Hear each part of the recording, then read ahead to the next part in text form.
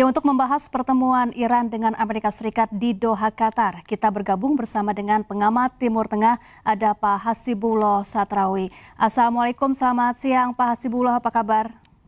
Waalaikumsalam, selamat siang Mbak Syafa. Alhamdulillah sehat. Baik, Pak Hasibullah, ini sebetulnya seberapa penting dan krusial pertemuan di Qatar ini jika dibandingkan dengan perundingan-perundingan sebelumnya, dan apakah pertemuan ini merupakan upaya diplomasi damai atau hanya jeda konflik begitu Pak Hasibullah?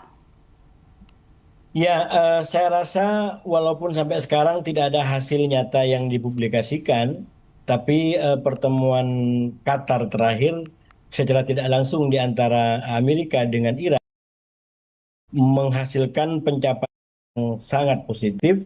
Salah satu di antaranya adalah memastikan bahwa kesepahaman yang ditandatangani pada tanggal 18 Juni tidak berakhir di tengah jalan, terutama dengan terjadinya beberapa krisis di Selat Hormuz, terutama krisis 2 hari pada tanggal 27 dan 28, di mana itu adalah menjadi kayak semacam ujian pertama terhadap kesepahaman awal yang ditandatangani di Swiss pada tanggal 18 Juni kemarin. Nah, kalau kita lihat hasilnya atau kita lihat situasinya, maka paling tidak pertemuan di Qatar kemarin itu berhasil untuk meredam kembali, berhasil untuk menguatkan kembali komitmen dari kedua belah pihak, sehingga tidak terjadi lanjutan eskalasi terbatas di Selat Hormuz yang dipicu oleh sebenarnya apa namanya, dipicu oleh sikap Iran yang sekali lagi menggunakan kartu trufnya, yaitu tentang Hormuz.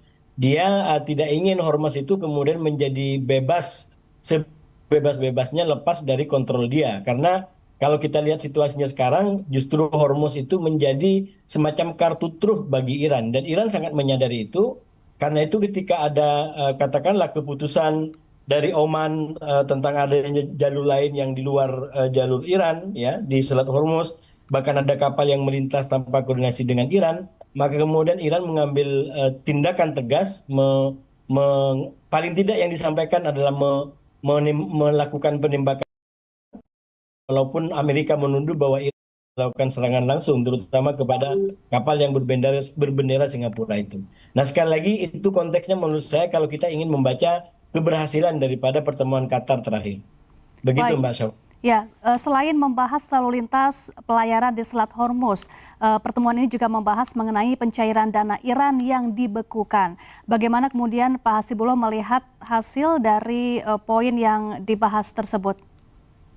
Ya, itu yang saya bilang tadi, baik Iran maupun Amerika sama-sama menyadari kartu lawannya, Hmm. kartu apa namanya masing-masing. Bagi Amerika disadari betul bahwa Selat Hormuz itu adalah kunci yang dipegang oleh Iran. Karena itu dia mencoba mengamankan dari awal agar Hormuz itu lepas dari kendali Iran. Tapi sekali lagi Iran sadar itu, karena itu dia nggak mau melepaskan itu. Nah, sementara bagi Iran sendiri dari Amerika tidak terlepas daripada katakanlah sanksi ataupun dana ataupun aset yang dibekukan.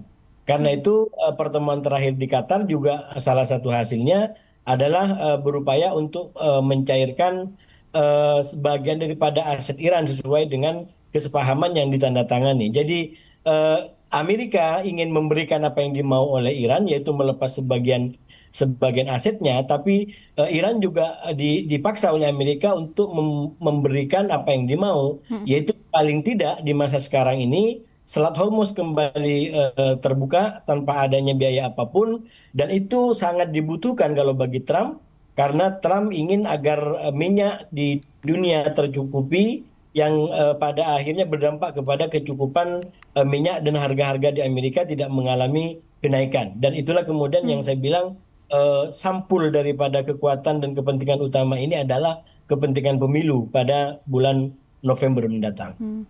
Baik, Pak Hasibullah, ini di Washington Presiden Amerika Serikat mengklaim kedua belah pihak juga membahas pembatasan program nuklir Iran. Namun ini kemudian dibantah oleh Iran. Mengapa narasi kedua belah pihak lagi-lagi bisa sangat berbeda, Pak Hasibullah? Ya, sebenarnya kalau kita baca dari tanggal 28 Februari perang ini dimulai, maka memang alasan nuklir sekarang itu menjadi satu-satunya alasan yang paling realistis bagi Amerika untuk dibawa ke publik negerinya bahwa ini adalah kemenangan jangka panjang, yaitu mengamankan Amerika, mengamankan Israel dari bayang-bayang serangan nuklir Iran gitu. Nah, karena itu Amerika selalu mengkampanyekan, selalu menekan bahkan agar agar Iran segera memberikan pernyataan dan sikap yang jelas terkait dengan itu.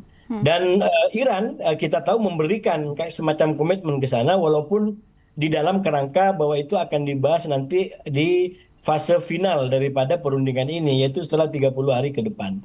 Nah, sementara dari sisi Iran, kita melihat juga dia butuh adanya kayak semacam bukti konkret daripada kemenangan yang didapat daripada perundingan ini, yaitu salah satunya melalui pelonggaran sanksi dan pencairan aset. Karena sekali lagi, Iran di dalam juga berhadapan dengan kelompok-kelompok yang inginnya lanjut perang, sama kayak di Amerika. Hmm. Di Amerika juga sekarang banyak kelompok-kelompok yang menyayangkan bahkan mengkritik kesepahaman yang ada karena dianggap itu terlalu memenangkan Iran. Sama juga di Iran banyak kelompok-kelompok yang menyayangkan dan mengkritisi apa namanya Iran untuk melakukan kesepahaman dengan Amerika dengan berbagai macam alasan, katakan tidak adanya kepercayaan bahwa Amerika tidak pernah menepati janji dan lain sebagainya. Nah, pencairan aset itu bisa dijadikan sebagai salah satu bukti nyata kepada publik Iran bahwa memang perundingan ini adalah jalan terbaik untuk mengakhiri perang sekaligus memberikan kebaikan bagi Iran. Walaupun sekali lagi itu apa namanya juga masih ada tikungan lagi kalau bagi Iran karena kalaupun asetnya cair itu masih ada kelompok-kelompok di Iran yang menginginkan itu dibawa ke arah penguatan kepentingan-kepentingan militer bukan langsung kepada ekonomi. Jadi tikungan di Iran lebih banyak lagi karena kalaupun uangnya ini didapat maka masih ada perbedaan akan digunakan untuk apa. Hmm. Kelompok-kelompok yang lebih keras menginginkan agar ini uang digunakan untuk penguatan program-program militer, program-program rudal, karena kenyataannya kalau merujuk kepada Bakir Galibab sendiri, yang membuat Iran mencapai semua pencapaiannya hari ini itu adalah rudal, bukan diplomasi. Jadi Galibab menyatakan ada kalanya kami merudal, ada kalanya kami berdiplomasi. Jadi Galibab berada pada posisi tidak membuang apalagi mengutamakan salah satu di antara rudal dan diplomasi. Nah, kelompok-kelompok lebih keras menginginkan agar pencairan aset ini digunakan untuk memperkuat kapasitas militer dan program-program terkait lainnya gitu. Tapi kelompok-kelompok yang lebih katakanlah lebih lentur itu menginginkan agar pencairan aset ini digunakan untuk ekonomi sehingga masyarakat yang dalam beberapa waktu terakhir banyak mengalami persoalan terkait ekonomi termasuk cerita bagaimana demo di akhir tahun kemarin itu menjadi luar biasa hingga akhirnya ditunggangi oleh Amerika dan Israel itu bisa diredakan dengan adanya perbaikan-perbaikan di bidang ekonomi.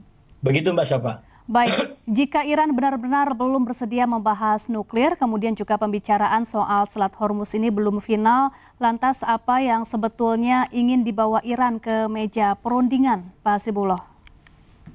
Ya, sebenarnya dalam situasi seperti sekarang menurut saya memang Amerika dengan Iran sama-sama tidak dapat semua, sama-sama juga dapat sebagian. Ini betul-betul mendekati win-win solution lah bagi saya ya.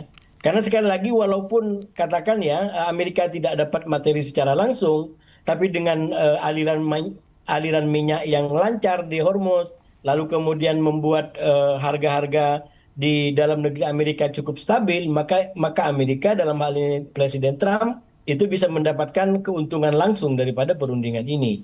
Dan itu sekali lagi langsung gitu, langsung nyata gitu, langsung sekarang sudah dinikmati, belum belum nggak nunggu waktu lagi.